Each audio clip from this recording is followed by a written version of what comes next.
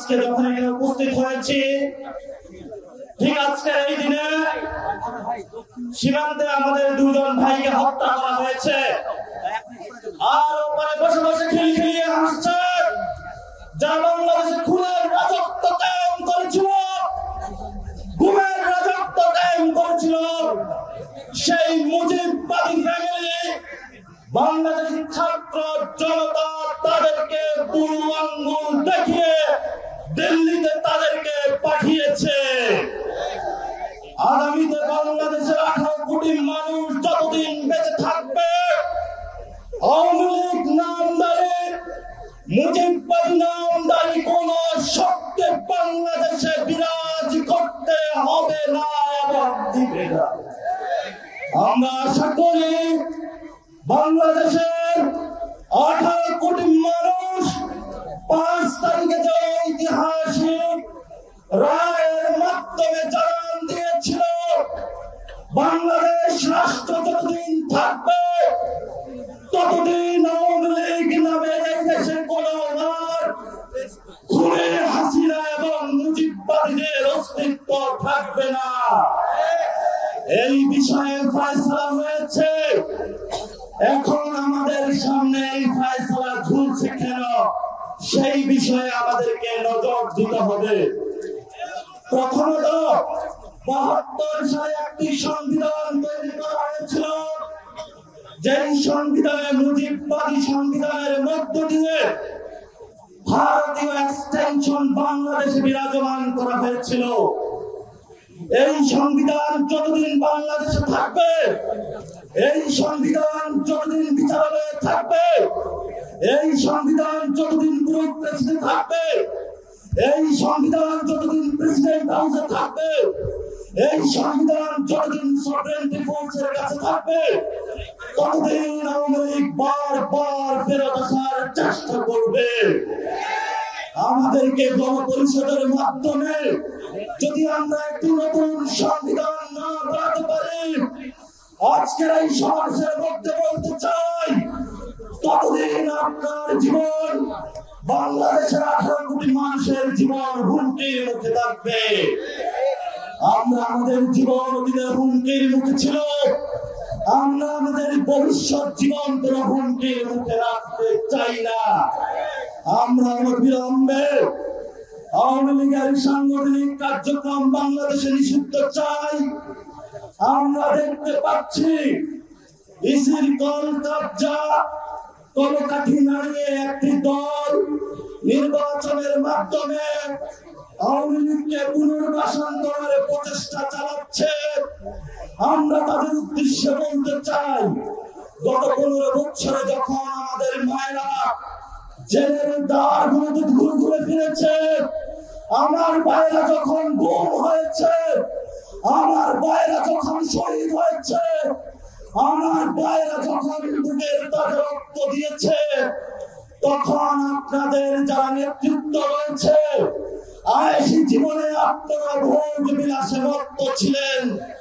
আওয়ামী লীগের সাথে কনস্পাইরেসি করে যখন এই পল্টন ময়দানে, যখন বাইতুল মুকাররমে সংঘ সমাবেশের ডাক দেওয়া হয়েছে, পুলিশের অস্ত্রের মুখে তারা রক্ত দিয়েছে, আর ওইখানে আপনারা রুমে বসে নেগোসিয়েশন করেছেন।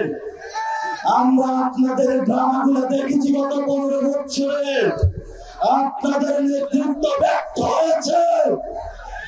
আপনাদের নেতৃত্বের ব্যর্থ হওয়ার কারণে ফিনিক্স পাখির মতো ক্যাম্পাস থেকে এই ছাত্র জনতাগুলো বেরিয়ে এসে বাংলাদেশের 18 কোটি মানুষকে মুক্তি দিয়েছে। ভবিষ্যৎ বাংলাদেশে যদি নেতৃত্বের প্রশ্ন আসে, তাহলে এই ছাত্ররা নেতৃত্ব দিবে, এই ছাত্ররা সচিবালয়ে নেতৃত্ব দিবে, এই ছাত্ররা আর্মিতে নেতৃত্ব দিবে, এই ছাত্ররা বিশ্ববিদ্যালয়ে নেতৃত্ব দিবে, আর এই ছাত্ররা পার্লামেন্টে নেতৃত্ব দিবে।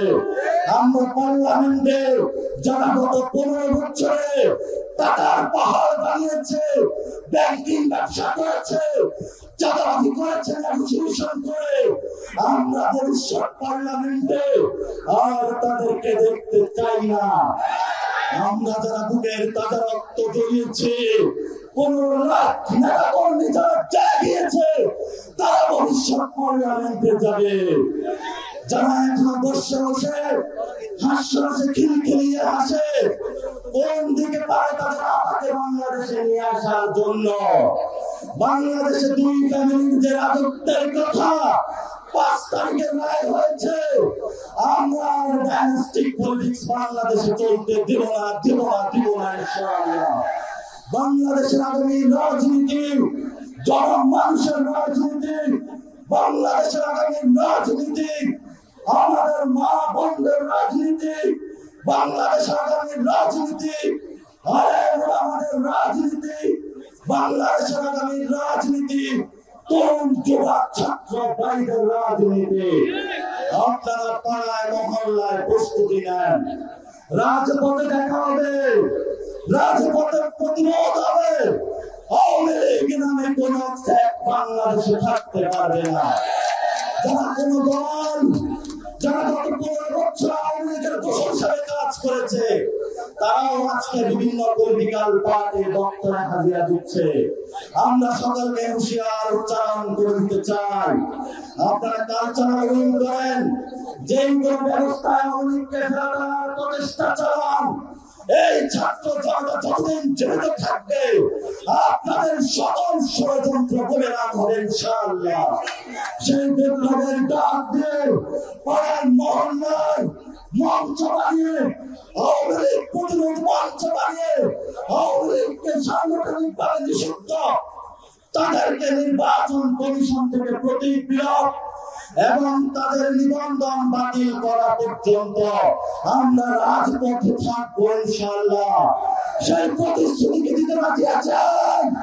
সবাই হাত তুলে আজকে শপথ দেন, যতদিন বাংলাদেশ থাকবে, যতদিন আমাদের বুকে রক্ত থাকবে ইনশাআল্লাহ বাংলাদেশ আওয়ামী লীগ ফেরত আসবে না।